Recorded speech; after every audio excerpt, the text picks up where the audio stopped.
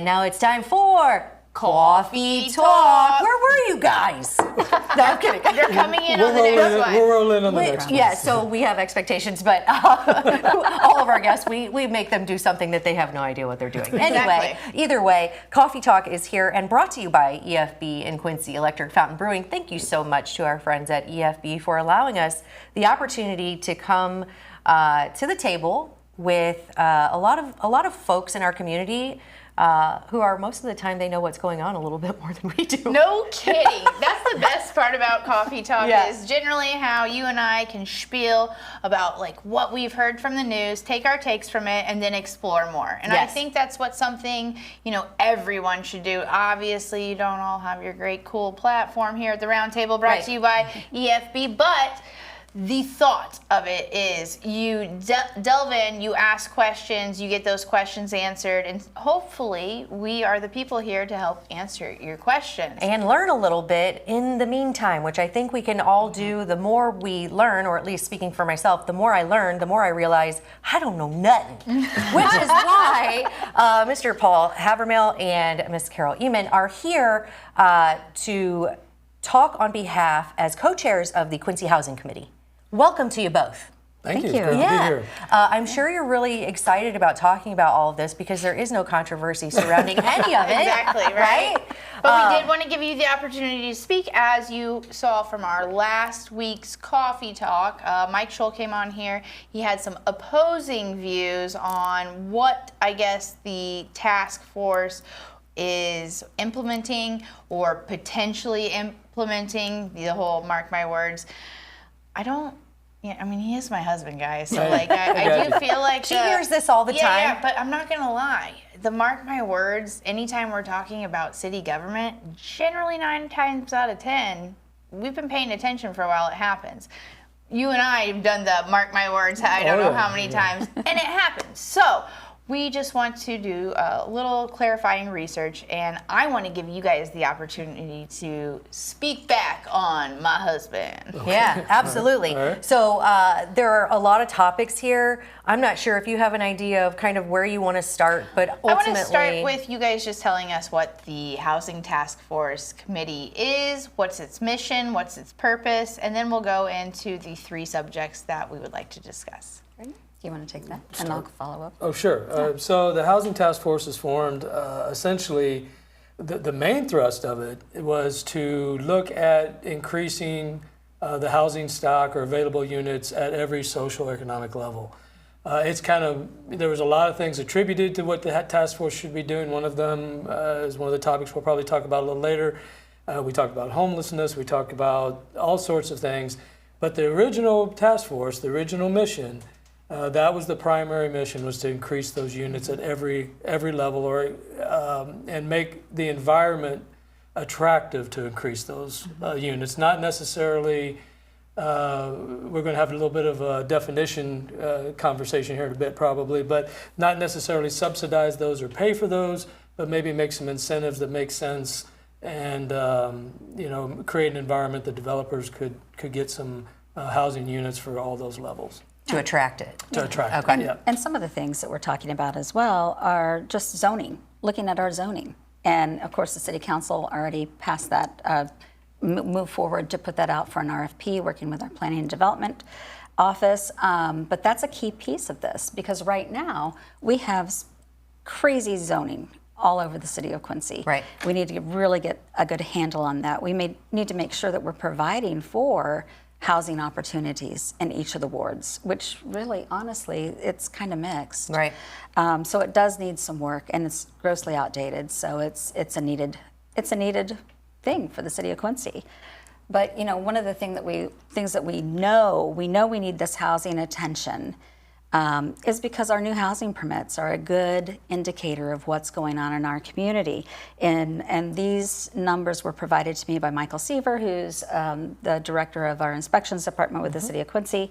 In 2015, we had 71 new housing permits, and in 2025, we had 25. Okay. So you can see that people are not building as much anymore. It continues to decline. 2024, we had 52, so it's just a steady drop down. We have noticed, though, that the permits for repairs and additions and improvements to existing homes has gone up. In 2025, we had 184, and then in 2015, we had 184. 2025, we had 288. Okay. So that will kind of tell you. One of the things that we know is happening is our housing market basically is stuck. We're not building new, so we can't move people up. And you say, well, that only helps the upper tier, the upper income of the city of Quincy. But that's not necessarily true, because if you have a new house build, regardless of the price, someone in the lower price range is going to move up. And then that actually allows for someone in the next level to move up. And we keep moving people up through the whole housing tier. And that's what we want. We need that movement. We need that energy in the housing market, and we're not seeing that right now. Okay. Can I ask, so are we looking for new development for those that are wanting to develop for themselves, like you said, and then maybe their house goes for sale for someone that could afford that one? Or are we looking at development from people that have some money to give us that affordable housing? Yes. Wait, no. Yes. That was an or in there. So what do we want? Both. Okay. All the above. And the thing that, one of the things we found early on, and one of the things we've not been fighting, but it's been a challenge on that task force, is we based a lot of the need for the effort on some studies, some data that was created. And I know Mike's taking an issue with some of that data. So he's read that back and forth. So have I. Trust me. So, but here's the thing. No matter, you have the data you have, data, however you want to say it. I would submit, and there's other studies from other groups, and this is one of those, and I'll leave that infographic with you, but there's other things that, if there wasn't a housing need, really nationwide, every community's facing it, every county's facing it. I look at even recent news, we look at it and we see, Hannibal's done something that is pretty attractive, and we should probably look at that model. Mount Sterling just did a housing initiative. Adams County did the Grow project. And then we have Lee County, Iowa just did a big housing thing. So it's not unique. To say that there's no housing crisis is to me erroneous. I think it's interpreting data the way you want to interpret it. Everybody does it, I get it, but it's kind of making the data fit your narrative. And I think maybe everybody kind of does that a little bit. Yeah.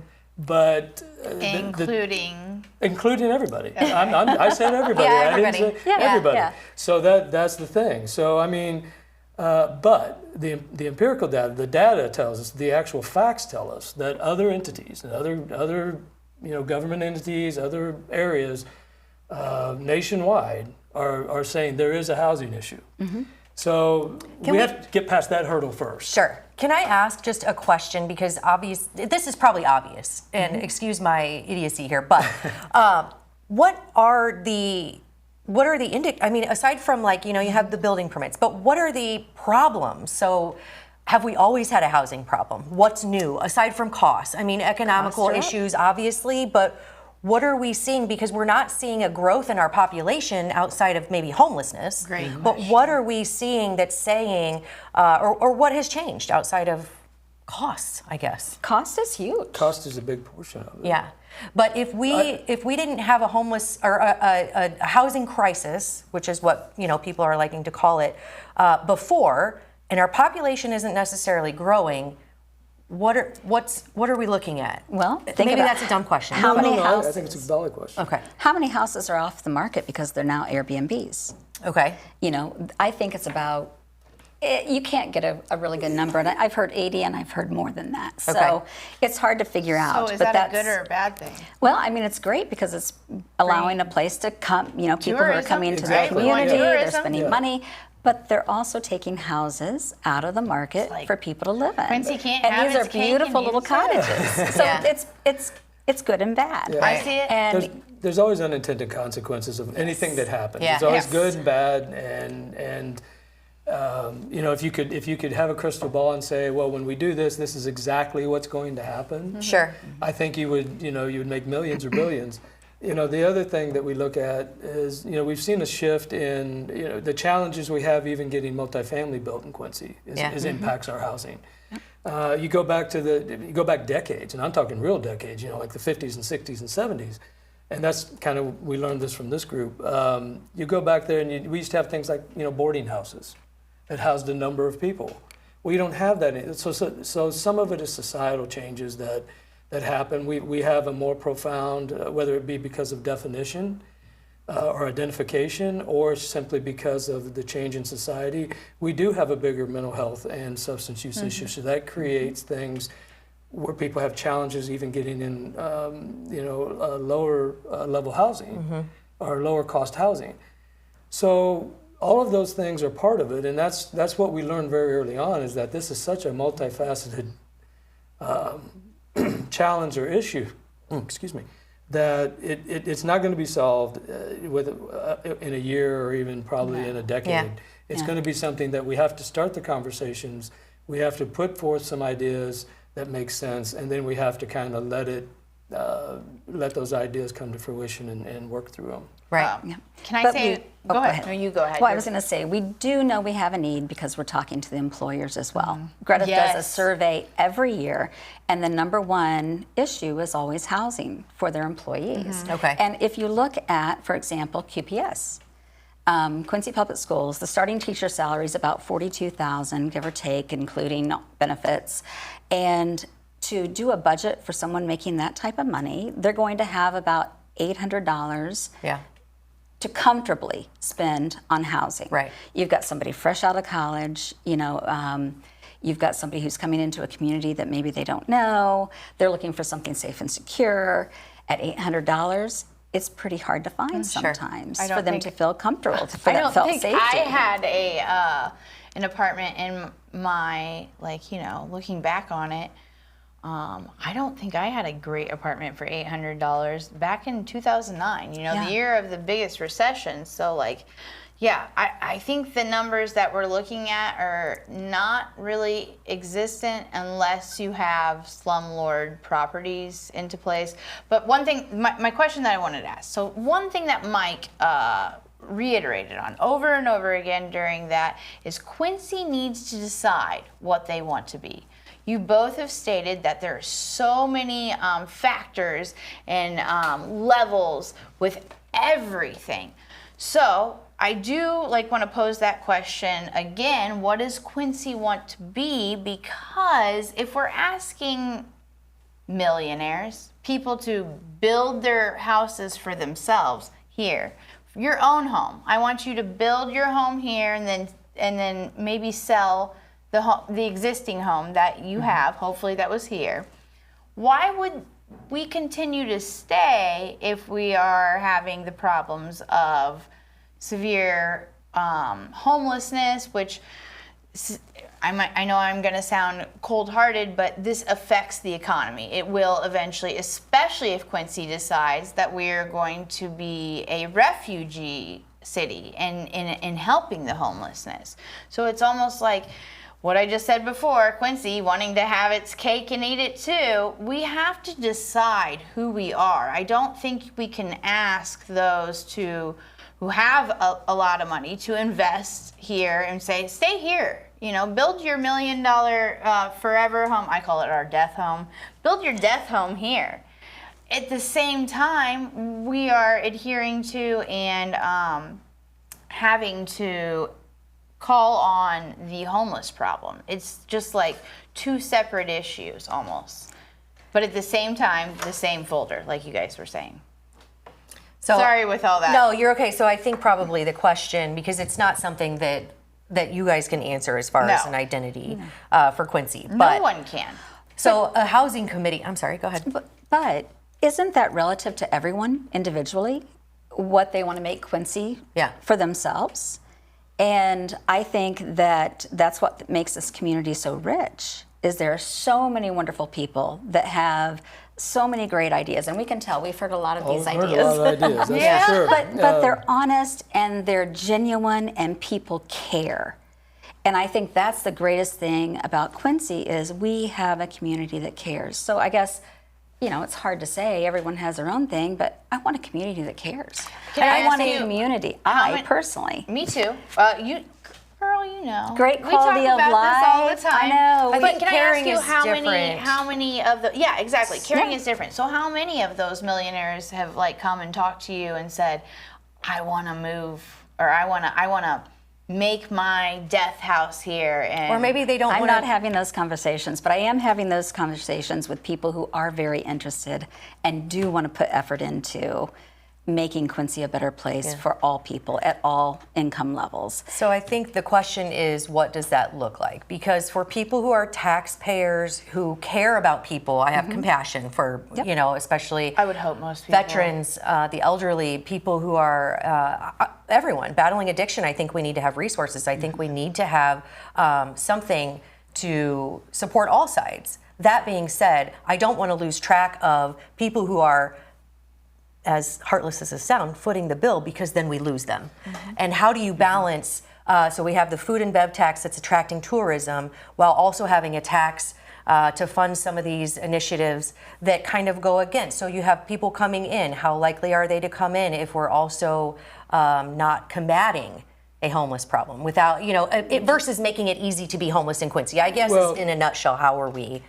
One of the issues, or one of the, I guess you would say, concerns I had is this narrative that these other cities are busing people here because they want to get rid of their homeless. But are they not? Yeah. Are they pointing them in a direction of other resources? Not necessarily busing, but if you have but that was the exact statement that was made that I heard, that they are specifically busing. One statement. Okay, One person's statement. Number of statements. Okay. So, but my point is that first off, Quincy is going to naturally be a hub because resources are here.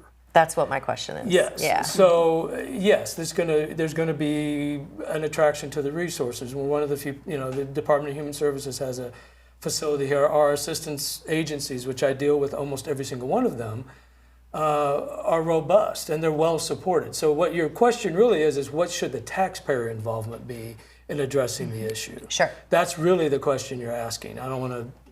No, not mincing words, but how do we pick and choose? You can't do everything, right? That's the thing. That and quality of life. And quality of life. Right. I get it. So, but what I'm trying to say is that that becomes a conversation that we've been scared to have or been avoiding in Quincy for as long as I've been alive. Yeah. Is the services. What services does our government provide, and how are we going to pay for them? I know that sounds really basic. But we have a tendency to shy away from that conversation. Right. Folks that have tried to have the conversation over the years have been shouted down, and we don't have it. So we look for alternatives, and we talk about them being, new and initiatives and all that kind of thing. Really, until you have that baseline conversation, none of this matters. Yeah. You can't, we have to have the conversations because we have to have a plan once we get those things identified. Right. But until we're ready to say, okay, what exactly is government's role in this? So, on a personal level, to me, government is pretty simple. It provides for us the things we can't provide for ourselves efficiently. It levels the playing field for everybody. And that's really about it. I don't want to get into something else because it's more current. I don't want to create an issue, but that's really it. And I don't think putting Band-Aids on things or anything like that is going to do much long term until we have the services and how we pay for them conversation. So don't you think that's where the identity umbrella or conversation comes in, if you will? Who do we want to be? What services do we provide? What is the government's role in those services?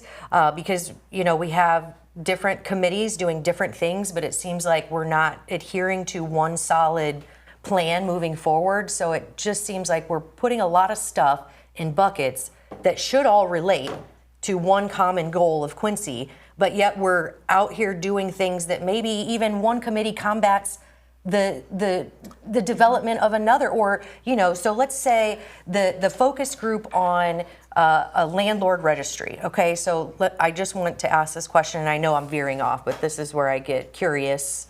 So forgive me if this comes off. But so a landlord registry, which ultimately we have a small group that's chosen by Jason Parrott, which I'm not sure if that was an elected thing, but he gets to pick who's on this focus group to say, do we need a landlord registry? What does that look like? What are the guidelines within that? Hopefully they'll think about what a landlord registry potentially does to our housing market, because you could be pushing people out of what? They have no idea about the landlord registry. Oh, they don't? No. Oh. This kind of came to them on city council meeting on Monday. No back.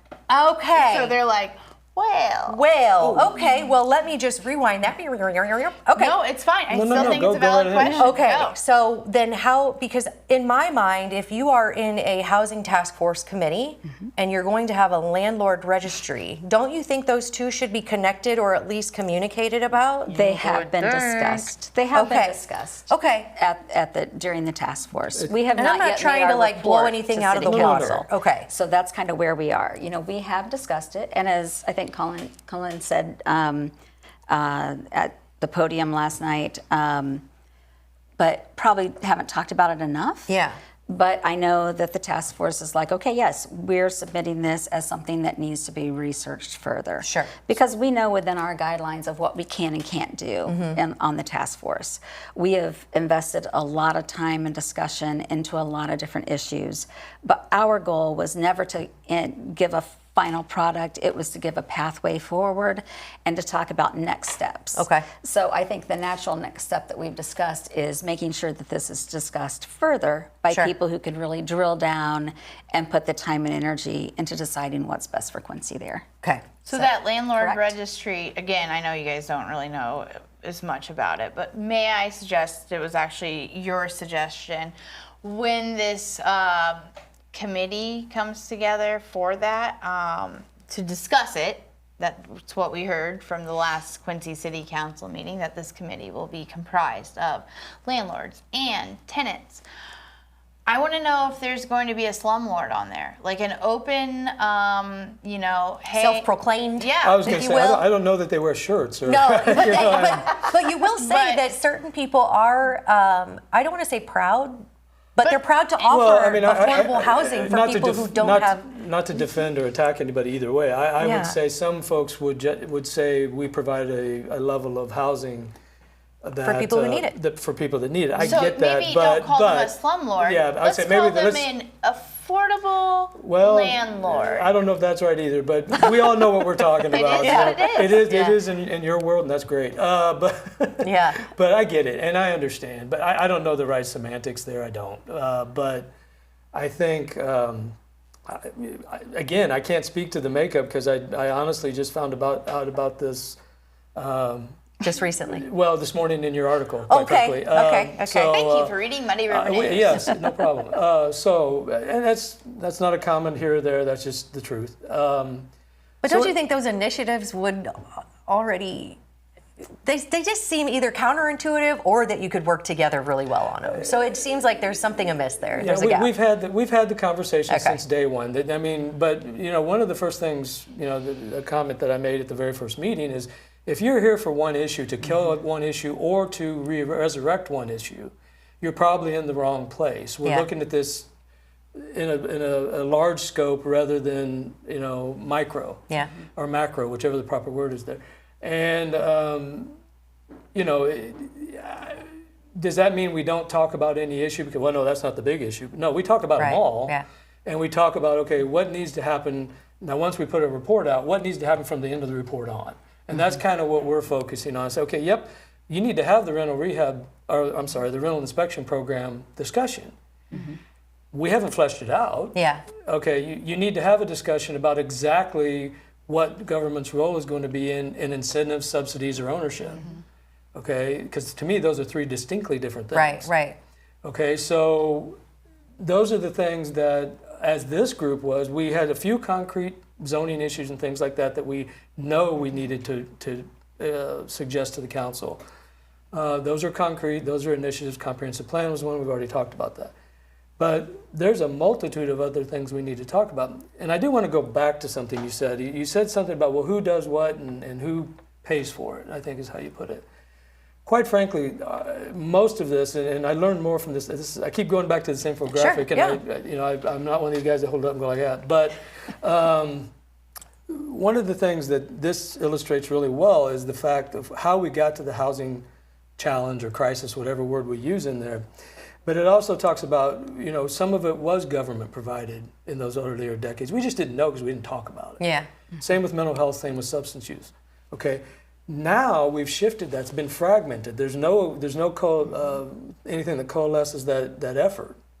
Okay. So now it's fragmented, and quite frankly, your Belize, your United Ways, your veteran service organizations. I've got a little plug in there. Yeah, right. But all of those groups, all of our assistance agencies have taken that over.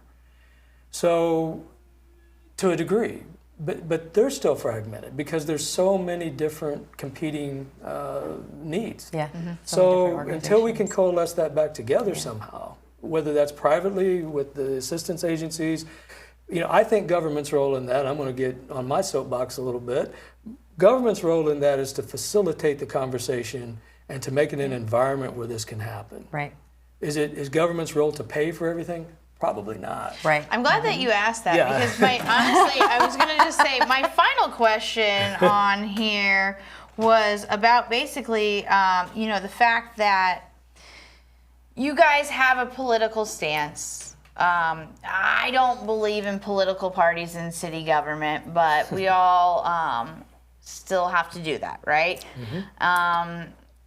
Does your, political stance stand by the committee that you are talking about in the fact that you said the housing committee's mission is to make an open playing field, right? Level playing field. Yes. Level playing field. How does that come into play with capitalism, the free market, and those that generally use this as their main source of income? Because now government is I don't know I'm understanding. Okay, so now government... She's saying, do your political viewpoints jive with this committee? Yeah, because nutshell. the government is now getting involved on capitalism, free market, which I believe those are things that jive with the conservative Republican Party. You both are of those parties, I believe. How does this, like she said, jive with the housing committee? Or does it? Or does Or it? have you Go ahead. learned? I mean, because it's possible to learn as you it's possible to learn as you grow. But I don't want to put words in your mouth. So Yeah, I mean, I don't think we're looking to provide a handout, if that's what you're talking about. We're trying to create an environment that is conducive to this development and working with the existing social service agencies to make it happen. They are very open to working together, to coming together with a common project.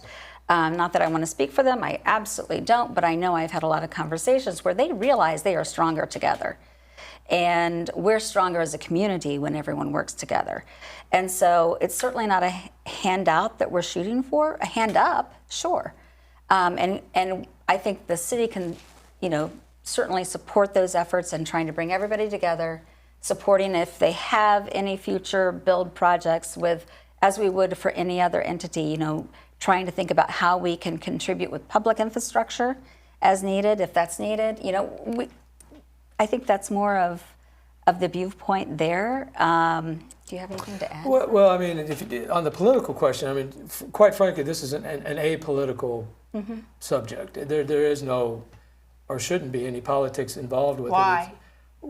Why should there be? Capitalism, free market. This is a industry, and now the city is getting involved in this industry. Well, okay. Which industry? The building? The housing market. industry? Why is the city putting their... They regulated, always have regulated it. Have they? To the Permitting. point where they're Absolutely. saying that, where they're saying, hey, we're going to have inspections now. And so let's go back That's to... public health. It's public health and safety. Zoning's part of that. I mean, But those are based off your basic human rights, and those But basic individual human rights. landlords, have they always been subject to this? Not here. So you're talking Not about the in rental Quincy. inspection program? I mean, Yes. whatever it looks like so what she's talking about, and I'm not trying to put words in your mouth, but as, let's say I have an individual property as a property owner that then I fix up, let's say 3 or 4 apartments and I rent them out. So now I'm a landlord of this property, which is my business, right? So then I rent it out. And now the city is going to come in and basically control whether or not I can continue doing that, continue taking part in that business venture, if you will, right? Based on inspections. For example, the Human Rights Commission heard from a woman, her apartment was in disarray mainly because of the padding underneath the carpeting. So again, our landlords and like state laws say that basic human rights must be provided. That is water, that is temperature, I believe. I don't even think it calls for holes in the ceiling. Like you can be rained on, and that's not technically violating their human rights. So a carpet pad full of cat piss, is that violating basic human rights? If so, who decides that? Who then is financially going to back that? Macomb has a rental inspection going on right now. They are a population of 20,000. They have about they have 2 inspectors. I'm going to make the educated guess that their salary is probably around $75,000. I don't know. This is just an educated guess. Quincy has 40,000 people. Would that mean that then we need 4 inspection people? And if so, who is paying their salaries? Well, first of all, I think you've taken a leap that the city hasn't, because we have not yet put this into place. We don't know what it would look like. Then? We haven't talked about it yet as a city. That was going to be my next question. Yeah. Where do we stand as a housing task force as far as what your let's say big rocks are? What have you accomplished so far, and what are the next goal in mind? And but also remember, Mayor Moore did just tell you on a surprise this Monday that we are putting this force together, Right. and it's going to comprise of landlords and tenants, and that committee is going to decide or make some compromises and agreements. And I think the end goal is to decide, who. A compromise, more or less. is Yes, what you're right. saying. But like, who is like? What are these inspections? What do they entail? Who is paying for them? I think those are the questions, just from my conversation, that they want to answer. I do think, just from the conversation that we're having here, is there needs to be some Focus. Well, some cohesion between the 2 groups to make sure that one is not the antithesis of the other, right? Because I want to make sure that there's a common goal, but Right. not just from your committee or this committee, but from the city as a whole, if we're trying to accomplish. What are we trying to accomplish? I guess that's the big question. So the big thing is here, let's back up just a minute, because okay. there's a lot of stuff done So around there. much, so much stuff. So you said that about us, about government essentially interfering in capitalism, private enterprise. I'm not saying I'm a proponent of this. Now I'm just throwing a counter conversation out there a little bit. Let's think about this. Devil's advocate. Devil's advocate Sure. a little bit. The folks that are in favor of a rental inspection program will come to you and say, or come to me and say, other businesses have to adhere to inspections of many types. It's kind of like what they're saying is you can't have your cake and eat it too, right? Or whatever the case may be. You can't say you're a business as a landlord and then not have to adhere to business practices. Sure. That's a valid So argument. then it That would is be valid. and that was kind of my argument when I first heard this. No. Then do you have to have a license That's the to question. be a landlord? See, that's the So question. that- I don't know. Yeah. I mean, those are the Hasn't been unintended discussed. consequences. Those are the things that are down the I path. think that's when you're interfering in then with a free market. Yeah, exactly. I sort of. mean, But that's a question that hasn't been answered. So now it's like you're saying a landlord is a business, but you haven't qualified them, because in that case you would have to have them be licensed, and then That is. That's the rub. I mean, that's the problem. I mean, it's very unclear. Yeah, it is, and that's why people kind of take, especially local government, to task when they say, "Well, we're going to do another task force. We're going to do another committee. We're going to talk about it again."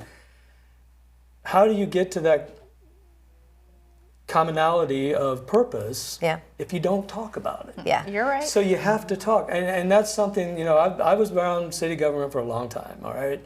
And I got a weird, well, anyway, I'm not going to get into it. Yeah, we got you, Paul.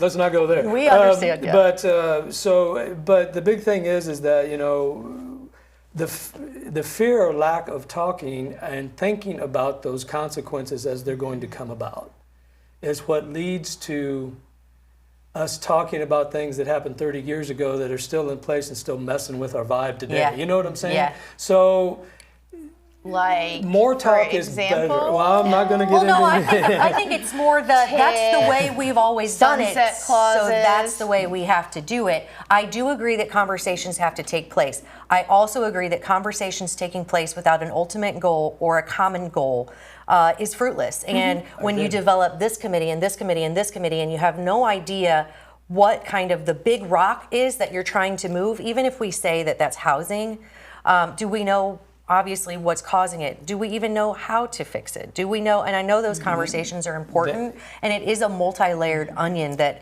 has to be peeled. I guess my concern would be the identity going back to who Quincy wants to be, and if we are going to provide housing for all people, which I like the idea that you're looking at. This is the standard living wage here, so let's build to suit that, right? That's one step, because I don't think that's been done before. We just kind of throw numbers at the wall. But two is if we want to provide homes for people, make sure we do have the jobs, but also make sure that we're doing it in a way that isn't, alienating the folks who are really working hard to make Quincy a great place to stay and live and work and attract more people to. Go ahead. Oh, I was just going to say, and that includes a lot of landlords. Yeah. I don't want landlords to get a bad rap because I spent time on Saturday talking to a landlord. Small time, has 3 houses, and he spent a year with no income from that house with people in it. Yeah. Had to evict them, and then when they walked in the house, he had $14,000 worth of damage that he has to repair. Yeah. So, why? Where's the gain there? So we need to also keep in mind that, we have bad landlords, we have bad tenants. Yeah, absolutely. Sure. So, And what do you say about that? I know you've seen this being proposed around online. So we're wanting to do a landlord registry. We do a bad tenant registry as well. Thoughts? Well, I've not heard that before. So. Really? Yeah. I've heard it, but it's kind of like you have like the like a BBB. scarlet letter. Well, you have like the BBB. Well, and then you have it's like the contractor lien that people can go on and say, I had a bad contractor. And I think that there should be the flip side, because you also have people who don't pay for things. But if you do the things, like for example, I was open about my different rental experiences, and I was like, well, after moving 13 different properties, I learned how to play the game and learned that you didn't, always pay your last month's rent, because I wasn't going to get my deposit back because the landlord was going to say, there's a little hole in the wall over here or something like that. And by the hole in the wall, is probably a picture frame. Literally, I was like a great tenant, but stuff like that would end me on the blacklist, knowing that she's not giving you your last month's rent back, yada yada yada. I think that But then you wouldn't play the game if you knew that you were going to get doxxed and you weren't going to be able to rent somewhere else. I don't want that. Just like the landlords don't necessarily want this. Yeah. My biggest question, and this will be the last one that I'm sorry for putting you guys on the spot, because you guys are in a position where you're the face of this. There's 900 things going on with it. We're not talking just a landlord registry. We're talking rental rehabilitation programs, and now we're talking about a committee for the homeless, and it just kind of ends up all under your umbrella over and over and over again. So one question that I really want to end on, I think this would clarify something that we saw earlier, or we would see it yesterday on Minutes with the Mayor. So the mayor said the first thing is just the registry. We just want the landlord's phone numbers at our disposal. You can't get that from the county government because there are laws against that. Red flags, I believe is what she used, against that. So this is the primary reasoning, is that we just want a overall archive of our landlords, right? Well, then the second thing was it turned into, and then we'll move on to inspections. That's where my question comes in. And a registry is one thing, inspection is another. Will the government regulate these codes and inspections? And will they stop the landlords from passing that then on to their tenants? So my example earlier, the carpeting, maybe the government decides that is unlivable and that is a basic human right and you have to replace that. Are they going, so they enforce the landlord to do it. Are they going to tell the landlord that they can't raise the rent then because now they've added value to their property? Because that then, obviously, something that you've been saying over and over again, this initially will lead to more homelessness. If we're going to raise, I don't think you can control the rent that the landlords put out. That's, like you said, that's their business. So now, when we're making these demands that are outside basic human rights, because realistically, it's water, it's temperature, it's not comfort. I've been there before. But now that we are regulating these things, is the government going to say to the landlord, you can't pass that on to the tenant? I don't think so. I think it's going to be passed on to the tenant, and now that tenant, who is already in a slumlord situation, is now going to find themselves lined up at the Salvation Army. I hope not, but I'm just saying, I feel like we're trying to help a problem, and we are going to innately create a bigger one. And I think, they don't know. I know. I just want to, because I feel bad about popping that on you earlier. But I do think that even though it seems like we're predicting the future, the implications are there. It goes back to the unintended consequences. Exactly what I was going to say. Yeah, your point, it was so valid. I don't know how many times you said, mark my words, and you were right. Yeah. Mark my words. Okay. Yeah. But it is the unintended consequences. But those are things that I wish we had a little more foresight on before we even got involved as a government entity. But that is always has been taken into consideration from where we sit. Okay. And I think I've said that before. We have to look at, if some places, if a rental is not providing safe and livable housing, we would love to be able to go in there and shut it down. And sometimes inspections does. Yeah. But we also understand that when that happens, then someone's homeless. Right, it adds to the And where are housing. they going to go? Yeah. And so how do we have a path then for that person to be housed? Yeah. Have you come up with anything? No. Can I say? No, until we I'm get not more. trying to be an ass. I'm No, just- I get it. It's baby steps. Yeah. And that's what people aren't comfortable with, because none of this is easy. Yeah. It takes time. And you have to just take those small steps forward. Sure. It's going to take years. It's going to take a long Yeah. time. Because we don't have the infrastructure in place to support what we would like to see happen and Right. what anybody would like to see happen, I don't think. Look at our inspections department. They've lost staff.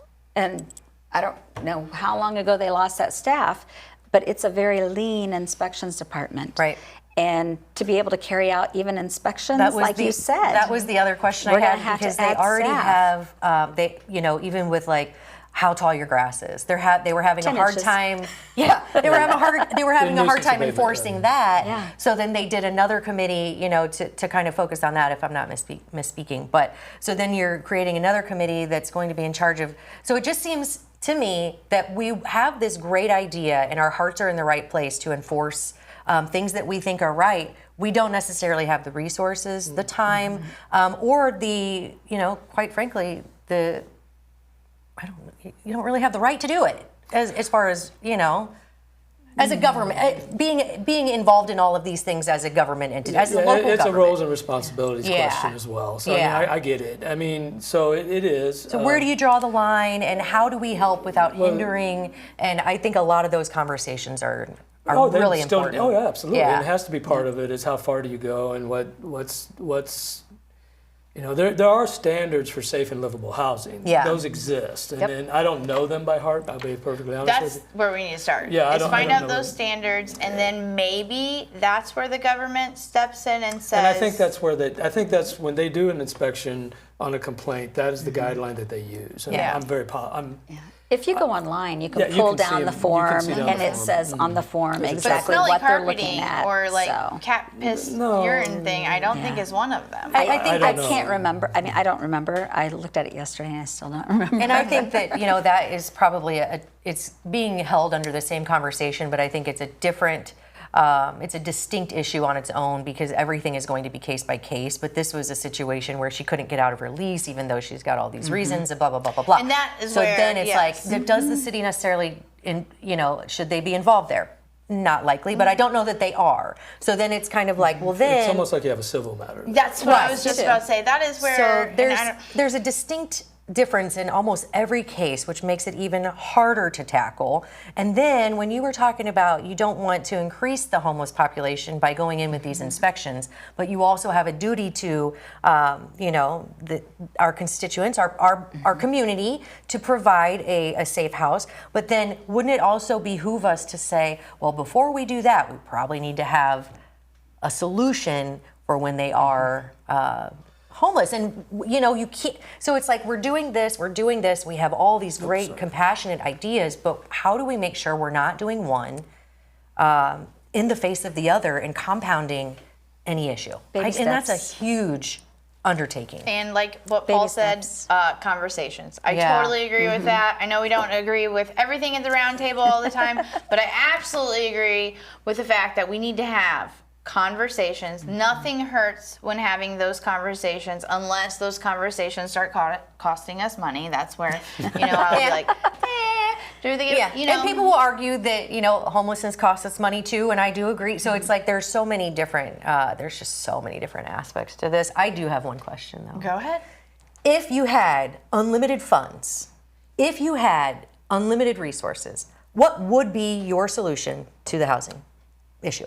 Karol Ehmen or the city of Quincy? Karol Ehmen. Karol Ehmen, yes, and then I want to hear from you. That's easy. If I had unlimited resources, we've looked at great examples of what other communities are doing. San Antonio, Texas, Colorado Springs has an amazing facility. It's basically taking people from off the streets, providing housing that's fit for them, because some of the people that are living on the streets don't want to be in four walls. Sure. They can't anymore. They've lost that ability. And so taking them and gradually moving them through the process as far as you can, and then realizing what you can and can't control. But transitional housing is huge. I'm hearing that from the social service agencies. We've got to have more. We only have, 25 beds at the Salvation Army? Right. We need housing for families that are homeless, because if you go back to the whole Alice thing, in order to have, and I think I wrote that down somewhere, yes, a single adult with one child needs to make at least $36.03 an hour to be able to survive, a livable wage. Add another child and that's up to $45.68 an hour. That's why we're having this Alice situation. We've got people working very hard and supporting themselves and their children, and they're not able to make the ends meet. Sure. So that is the reality. So, I think Karol Ehmen would love to do that, and make sure that we have that in place and have a great facility.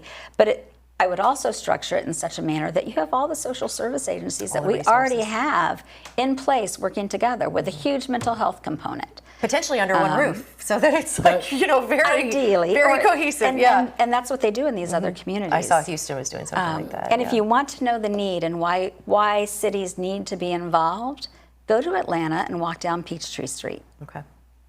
You'll be shocked. and you won't feel very comfortable. Yeah. Well, go downtown. Go to I just showed you the pictures. It's like we're downtown already here. is nothing like No, Atlanta, but we are. University. But we are a But we town are, of 40,000, and we're not used to seeing people walk down with their pants to their knees, showing both their front and their back sights. Ladies screaming at the signs. You know, you kind of want to go up to her and be like, "Are you okay?" But then again, I don't know how this is gonna shape up or whatever. And then people constantly having to move from bench to bench because you're on private property and they don't want you to camp out there. Like, that was just a 1-block radius on the way home that I took those pictures. And I said it's downtown. It's where I live. It's where I eat, sleep, and breathe. I think, no, we might not be at that, but we're also not at that population. And I mean, if we continue to go to this direction, I guess just wait. I hate saying that. It could potentially be exacerbated the more resources, as we talked about earlier. But I wanted to give you an opportunity to answer. Because I don't want it to be. I got my dream project. Dream project. For some personal reasons, I think the first step I would take is some transitional housing for mental health and substance use issues. It's deadly if we don't address it. I'm telling you, I know it like I know the back of my hand. Yeah. I see it in my job every day. I've seen it personally. You know, that changes your perspective. You talked about political perspective earlier. Things do change over time. Okay. Yeah. Especially when it hits close When it to hits home. home. Yeah. Yep. So that would be my first thing. And enough, try to get a handle on how many beds that would look like or how many what that facility would look like. That would be my first thing. And then the next thing, I would start moving into different segments of the community as far as, you know, revive the veteran village and have a veteran village where we have services on site. Sure.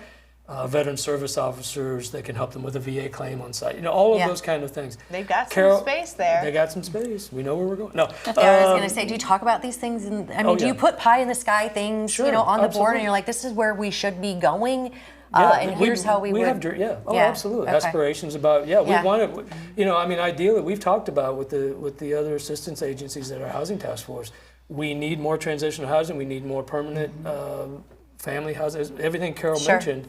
And, okay, well, how would we get there? Well, we don't quite know how we're going to get there yet, but what would it look like? Well, we need 200 more beds, or whatever the case may be. Could you ever, tap into resources of communities that have done it and done it well? Oh, yeah. Some okay. people have been to different facilities okay. and visited. The Yes. people part of the task, Karol, I think, has done a lot of research on different communities. Some of the folks that are staffing it for us have visited some of the places. Okay. Even. We've got task force members that have taken upon themselves to go to some of these places. Okay. We have amazing task force members. We do. There's some folks that are really working hard, Yeah. and I get frustrated and want to throw my hands up and walk away, and then I think about the folks that have given up their time freely, that have no real dog in the fight. Right. They're just doing it because they care about the community. Yeah. And then I'm thinking, quit being a jerk and Yeah. just, suck it up a little bit. Yeah. But We all get there, Yeah, though, I get it. But you asked about the dream. That would be the thing. And then I would also I try to identify some places that because if I had unlimited money, then I'd be okay for me to make some money on it too. There you go. There you go. That was a joke kind of because of the other comments. But get some multifamily stuff that would help the situation a little bit more quickly. Yeah. So that kind of thing. Okay.